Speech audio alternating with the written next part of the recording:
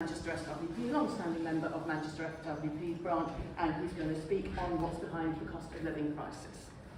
Yes, yeah, well, it's wonderful to be here, and it's great to basically be able to do this on today of all days, the day where they tell us their figures. The consumer price index has gone into double figures. Yesterday they announced that the worst cut in real wages, 3% cut in the last 3 months. Workers now, on average, are now 3% poorer than they were 3 months ago. That's their figures. We should always take anything they say very carefully, because the reality is that there are lies, damn lies in statistics. But I've collected a few of them here to show partly actually how much effort they put in to try and give the impression they really understand what's going on. And I think it's incredibly important to cut through the bullshit, and there is an enormous amount of bullshit going on. I was listening today to Lord Rose, who all of you know very well. He's the boss of Asda, he used to be the boss of Marks and Spencer, and he said, no, it's not a problem, it's a crisis. And when people like Lord Rose, Conservative member of the House of Lords, tell us there's a crisis, clearly they acknowledge that their system is not what it should be. But when Keir Starmer tells us that the government has lost control, actually he's telling an enormous lie, because what he's trying to do is give you the impression that he's going to be able to get back into control once he gets into Downing Street. And the reality is, and what I'm going to be arguing now in the next 20 minutes, is that this is a system which isn't controllable. This is an anarchic system. This is a system which is composed of all kinds of competing elements who basically are making it impossible. And what is the reason for this crisis we have is precisely that nature of the system, which I'm going to try and explain. So the question here is, what's behind the cost of living crisis? And of course anybody knows, because you go to the shops and the food's more expensive, you know your bills are going up, electricity, gas, you know that fuel costs are going up. All of these things are very obvious. The question is, what is actually behind them? What is driving them? And the reality behind them, of course, is something which we also know pretty well. There's been a pandemic. The pandemic has created enormous dislocation in the world economy. We're talking about the supply chains which crisscross the world, which link us all. We are, a population of 7 billion or so. Most people in this world work. Everybody's part of this thing, which is this abstraction. The world economy is actually billions of people are labouring, working to produce everything. It's very important that, and our starting point as Marxists is something which actually used to be accepted by all economists, which is the labour theory of value, the basic point that everything which is created, which is a value, which constitutes the economy, is actually created by human labour. Don't think for a second that it's all about the technology. All the technology was created by human labour. Here we are in a room, and I look at you sitting on chairs under electric lights, having come here by some form of transport, everything having had hopefully something to eat before you came here. All of this was actually created by human labour. That is the source of all the value that is being created in the world that we live in. That is something which is actually, of course, denied by those people who want to try and argue that the City of London is an enormous wealth-generating centre of human enterprise, the square mile of London, which is basically a completely parasitic operation which produces nothing of value at all. But that's not something that they're going to admit to. And so I'm going to look at what we've got at the moment. We've got at the moment a situation. I've produced a couple of their statistics here, one of which is to give you an idea. This is the rate of change of real wages. And so here is if it's below this line here, then real wages are falling, and you can see this incredible drop which we've had literally in the last few months. And then you look at the last time we had it, that was, surprise, surprise, was 2008. We're back into a situation not identical to 2008, but we're moving into some kind of crash. It's important when we look at what are the causes of inflation to recognize the ones I've mentioned, but it's not just the ones that I've mentioned. I think it's very important. There's a huge crisis for companies like Apple, because Foxconn, which makes a lot of their kit, has had to close many of its plants, particularly in Sichuan, Western China, where there is an enormous drought, huge temperatures. Actually, they've had to close a lot of their plants. That is actually a very simple but one of, I suspect, other consequences which simply flows from climate change. We have to understand all of these elements contribute to the shortages, which then contribute to the cost of to prices going up. And I want to draw attention to this particular little chart here, which is actually the profits made by the big companies in Britain. This is taken from the, I think, 250 biggest companies in Britain. It's produced by my union Unite, and basically it's about the profiteering that is going on. We should be very clear that when prices are put up, the companies put them up, very often put them up a little more. You know what I mean? They don't actually stick to what they actually have had to put them up by. They go a little further. And this is measured by the way in which you look at the profits of the biggest companies. You know, in 2019, it was a 6.5% profit rate, profit margin, I should say. It goes down in 2020 because of the pandemic, and now last year it bounced up to almost 10%. And that's the point. As they came out of the pandemic crisis, they took the opportunity to bump up their profit margins. And that's actually one of the arguments that has been put by Unite to employers in the strike wave that we're looking at the moment. When it comes to trying to understand all this, the economists who sit in the universities basically have just two reasons. One of them is the old reason that it's actually wages that cause inflation, and the solution to wages causing inflation is to actually increase unemployment. And they have a wonderful phrase I shall give you, though I don't expect anybody to quote it back at me, which is the non-accelerating inflation rate of unemployment, which means what is the rate of unemployment which you need to keep wages, to keep prices stable. In other words, if you've got a problem with inflation, jack up unemployment, and you'll then see that wage demand will fall, and that'll put downward pressure on prices. And that is a theory which was pushed very, very hard back in the 70s when I was a student.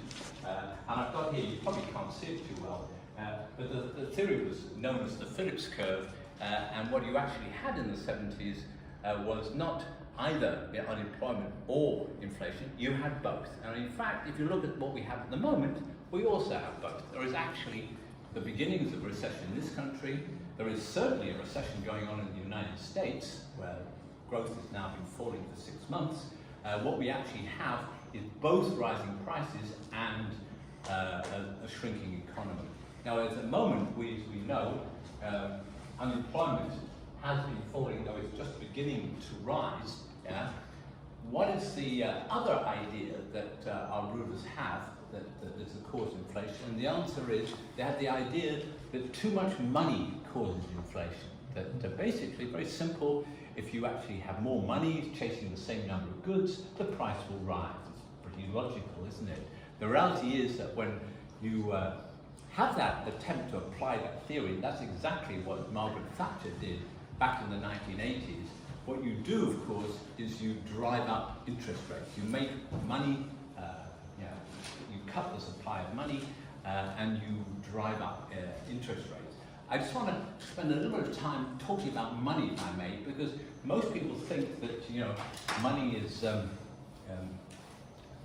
You've got none. I've got a tiny amount of it as an illustration. I shall produce all of a £10 note as my artery blade. There you go, my last one. Okay, so here we have what most people see as money. Don't kid yourself. Most money is not the crinkly stuff. Actually, banks are legally entitled for every £10 note that is actually put into a bank, they're entitled to lend out an extra £70, right? They're required to hold the reserve ratio, 12.5% of the money that's deposited. They can then lend this £10 out 8 times, basically. And that's the way in which most money is actually bank money. And so the way in which they try to control money is by forcing forcing banks either to keep more of their money or they increase the interest rate and make money basically more expensive, and then people will tend to save more, spend less. In particular, they'll find it more expensive to invest, and that's exactly what's happening at the moment. both in all the major economies. I mean, the biggest one is the United States. You have this increase in the official rate of inflation. When that happened back in the 1980s, this was in some ways the worst 18 months of my life.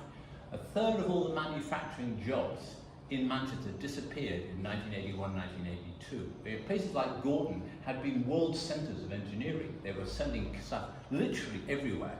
You tell me one engineering factory that's left in Gorton today. You know, that is the destruction that was wreaked by Thatcher's commitment to reducing the rate of inflation by controlling the supply of money, jacking up the interest rates. I was listening to an economist at lunchtime today, actually putting the argument that I'm putting today. I was quite impressed, actually saying that this idea that what you need to do now is to control inflation by putting up inflation is not actually going to do any more than throw very large numbers of people out of work. And that is actually what is happening. We've already seen, I've got a little chart here somewhere, the rate of inflation has been, sorry, this is, you can't really see it properly, I've done the wrong thing. I'm trying to show you interest rates over the last 40 years, and they used to go really up, and then for the last 10 years they've been almost zero, and then just at the very last year or so they've gone up from basically 0 to 1.75, and they're going to go up again next month, I will wager. The point I'm getting at is that you have a situation where actually this idea that they are in control of the system is simply not true. They do not know what they're doing. They're never going to admit this, but the fact is that they start in the wrong place. I started with the argument that the basis of the economy is human labor, people work. But the fact is that how people work historically has changed.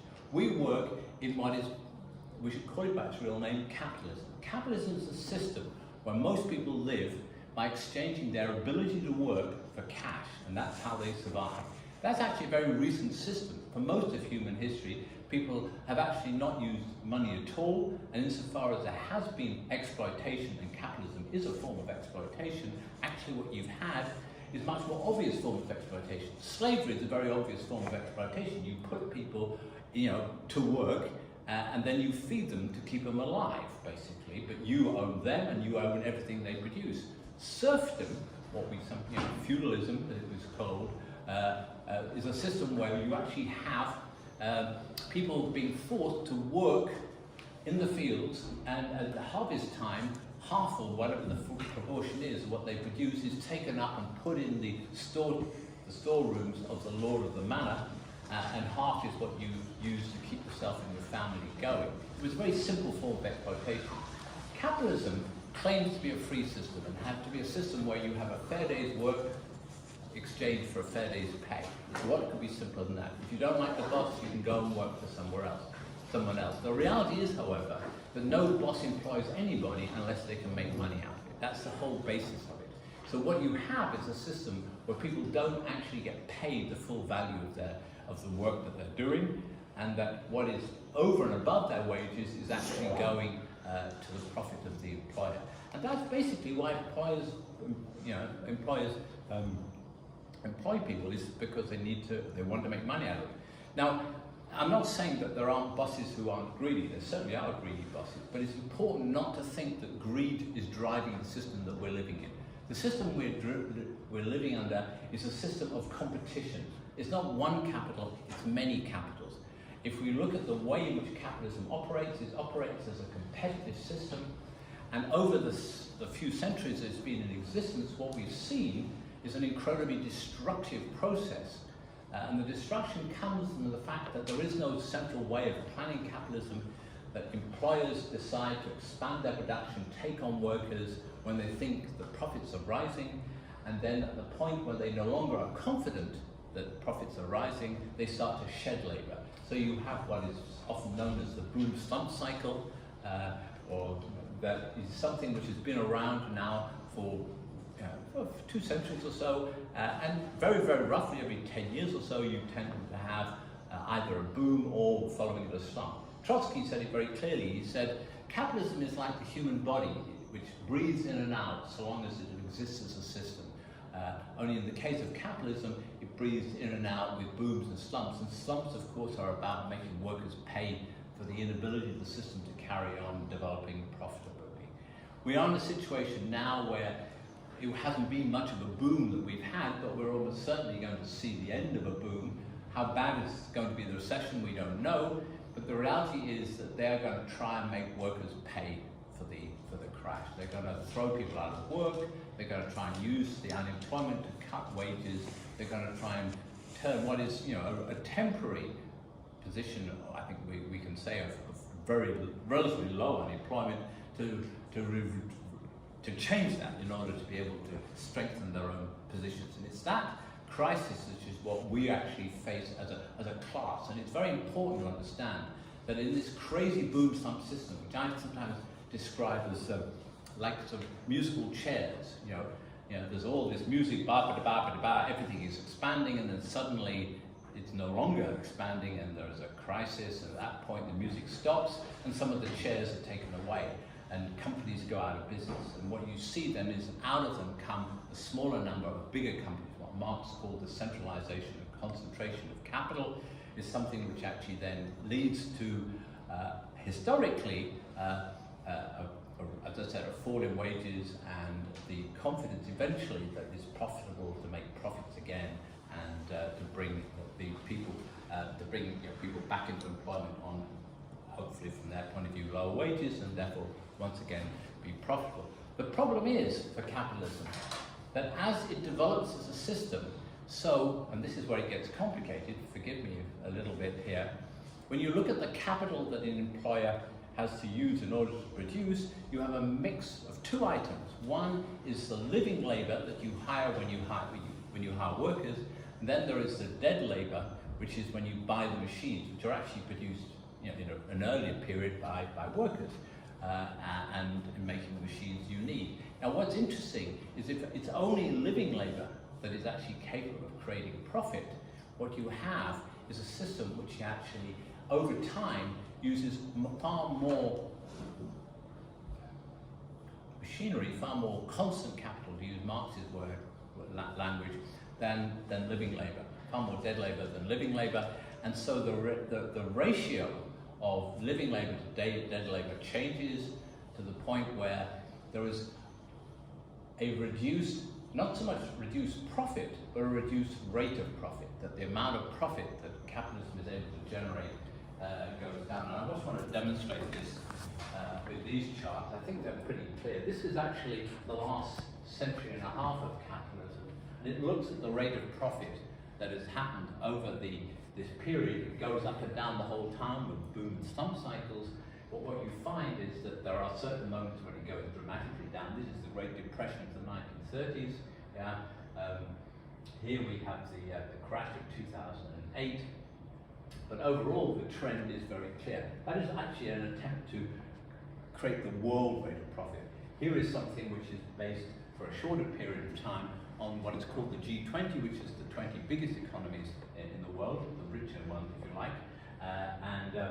This is looking at how, over this period, there has been this falling rate of profit in all the big economies of the world. And we are at a point when actually you think about it, if you're actually in business to make money and the rate of profit that is being got out of the system is actually falling all the time, then the chances that you'll keep investing are reduced. You're going to be more careful. You're going to speculate on the markets rather than spend money on building factories and hiring workers. You're going to tend to keep your money out of circulation. And so what you actually have is a system which is less and less capable of creating booms. I could go on and point out that in fact we now have more and more companies which are indebted to basically their profits go off to pay the interest on their loans, that we are in a situation now where interest rate rises are actually going to make a lot of companies question whether or not they can carry on in business because they're going to have to pay higher interest rates on the very large debts they have. So we have other aspects to the instability of the system. My point is that here we have a system which has involved the subordination of living labor by dead labor. Capitalists actually exploit workers in order to sustain their wealth. It's a system which is incapable of working properly, and therefore what we need to do is to reject this idea of Keir Starmer that you can somehow control the economy. This is not a system which governments control. They don't control the crashes any more than they control the weather. 2008 happened not because of government and states, but simply because that is the nature of the system, which goes periodically into crisis. We need to change the system from one where they control us to one where we control them. And that's what we in the SWP, the Socialist Workers' Party, are actually all about. We're actually about changing the system. We're not about trying to make it work a little better, because it's not a system which is capable of working properly. It's a system which is getting older and more destructive. It is not only that, it is destroying the environment as it is doing so, it is actually creating wars. I could talk about how this is a tendency as bigger and bigger companies tend to find themselves able to influence governments to the point where they start to encourage governments to be more aggressive politically and militarily. All of that is something for another talk. I shall stop at this point. Thank you.